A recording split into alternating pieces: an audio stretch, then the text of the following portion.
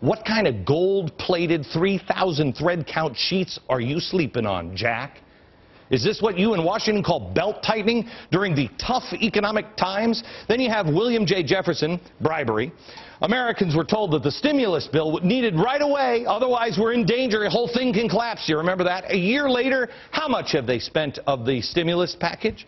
How much have they spent?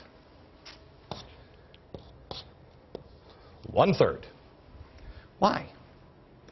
What are you doing with the extra 2/3? I told you weeks ago, the money is not meant to help anything, no jobs, nothing. It's going to help Democrats get reelected. Mark my words, look it up, 1934. It's a FDR trick. It's a DNC slush fund. They're about to rate it for the upcoming elections. And if it was really about jobs in the economy, they would have spent it by now. Oh, by the way, unemployment, because remember, we all have to fix the jobs. Unemployment number, he lost 4 million. 4 million jobs in his first. George Bush lost 3 in his last. This guy lost 4 million, and unemployment is 10%. It's great. So the Democrats have given us what? Really, the same thing, just more of it, right? And now the GOP is coming out of the woodwork. They're saying, remember us? We love small government. Really? Really? You think? Remember you. This is what you want. These are the things you're trying to get fixed. And here are the choices. We've seen them.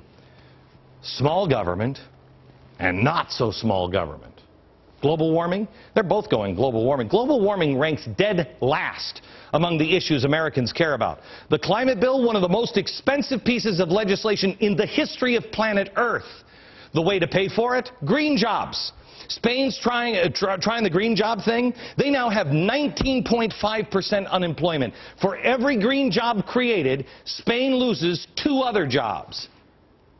Doesn't matter. We're still headed there. And some of these guys will actually help. Let me show you what I showed you at the very beginning. Small government. Right? Republicans are small. Democrats are big. Say the problem is we don't have enough regulation. We need bigger, stronger government. No, no, no. The problem is we need a smaller government. Let me show you something quite amazing.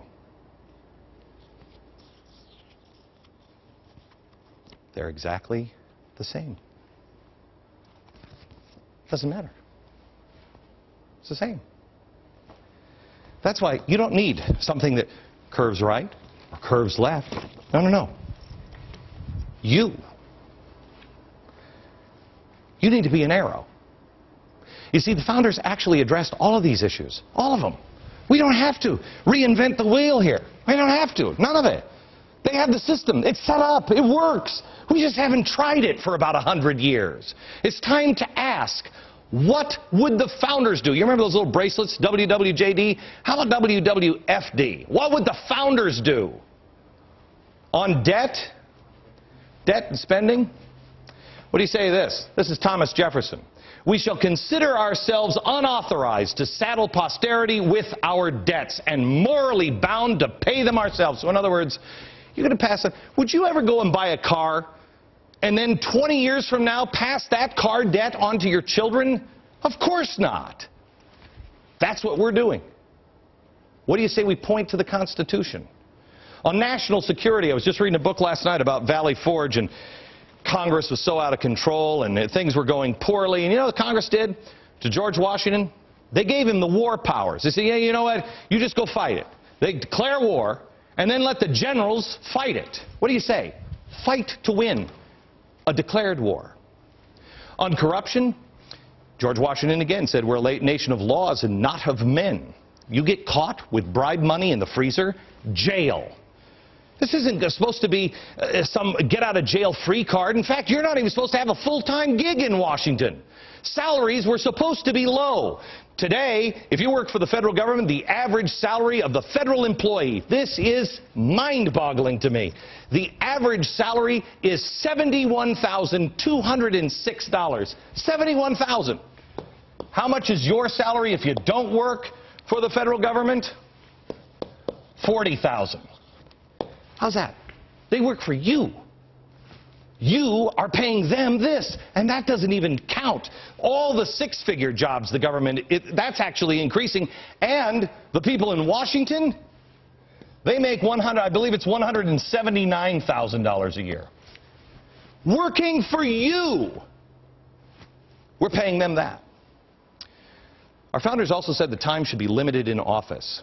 But they didn't just preach it, they did it. People begged Washington to stay on as president. No, he stepped down. He said, I hope that others will learn from my example. Well, gee, they sure have. Charlie Rangel's been in office for 40 years now. What do you think we have all these problems for? Energy, global warming? Well, that sounds like science, doesn't it? Well, if we were going to just let the Constitution and common sense point the direction, we'd let the numbers speak for themselves. We'd start to use common sense. You know the solutions, America. We've tried the game back and forth. One of these parties has to get out of the game. One of these parties needs to step up and say, I get it. I'm no longer a progressive American party. Find the Constitution. It'll point to the founders. It's not the direction the parties are going. When they see things aren't working, they'll say, oh, we'll do it our way. That's what they're saying now. We'll do it our way. We'll change the system entirely. If you don't think they'll do it, you're mistaken. Because there was a nasty little quote that I read this weekend. Shows exactly how they're going to do it. They can't get it done through Congress? Don't worry. Don't worry. I'll show you exactly what it looks like when they do it their way. Next.